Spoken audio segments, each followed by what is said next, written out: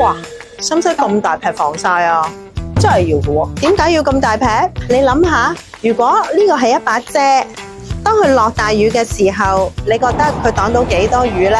你都會濕身啦。更何況紫外線周圍都係，又會折射上嚟，遮光粒子黐到喺塊面度，先至可以開盡啲遮，同你擋走紫外線噶嘛。我哋嘅皮膚其實佢會接觸到紫外線之後，佢會有唔同程度嘅令你皮膚變深色，但係唔緊要噶噃。有陣時你會同朋友去街，有冇發現其中一個總會咧曬黑之後褪色得好快㗎？曬黑咗唔係問題，最緊要係你識得褪色。喺褪色嘅過程裏邊，如果好均勻咁樣褪走，你自己清洗色素嘅能力好叻啦。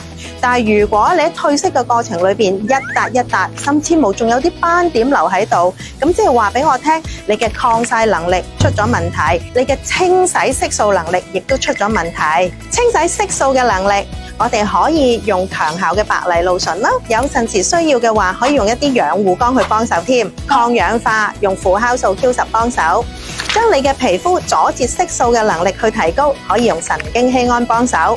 甚至乎你可以做多啲抗羥基化嘅步驟，就可以用勝肽去幫啦。頭先聽咗嘅嘢好似唔係好知點樣做喎，唔緊要，記得喺下邊留言或者嚟揾我啊，我會一一咁樣同你解答嘅。用美麗富養自己，打造獨一無二嘅鑽石光芒，記得搽足防曬啦。